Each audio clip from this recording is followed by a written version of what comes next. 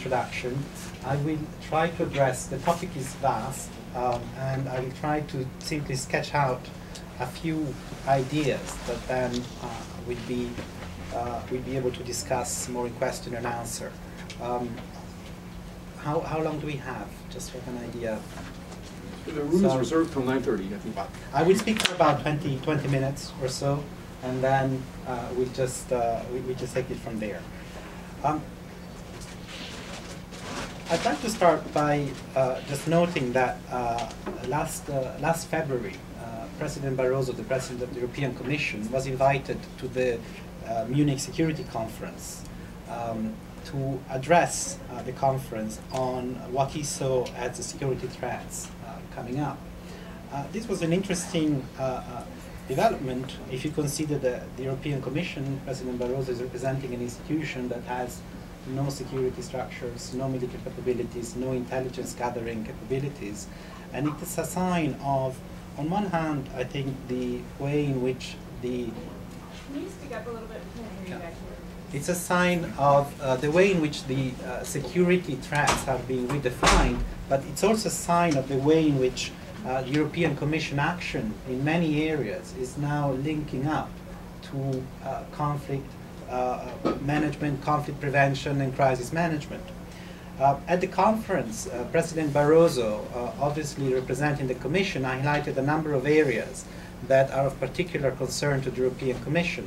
Things such as the recent turmoil on the financial markets, climate change, terrorism, energy security and insecurity.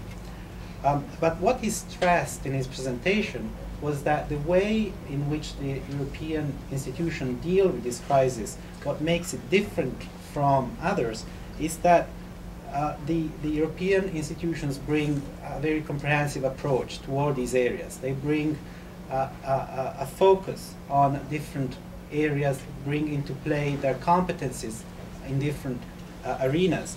And in particular, he stressed the nexus of security and development as one of the areas on which the European Commission in particular is most active, and one of the areas that is at the heart of the way in which the European institutions deal with conflict prevention and conflict management. I assume I talk to a room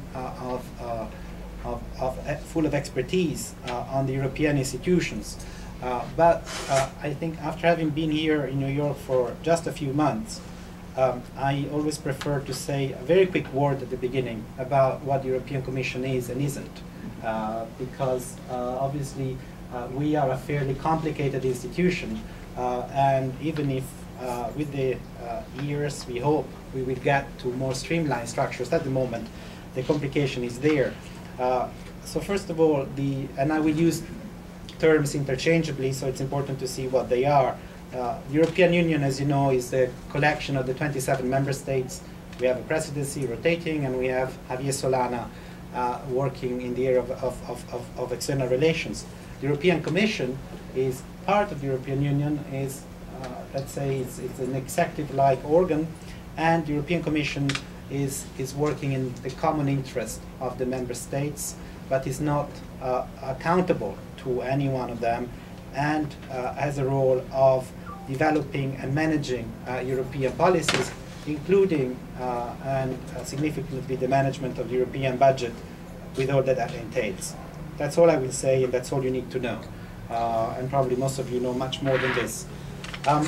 So let me go straight to situating the European Union, European Commission role within their context. And here again, I will say just a few words on this, and then I will move to the main core of the presentation.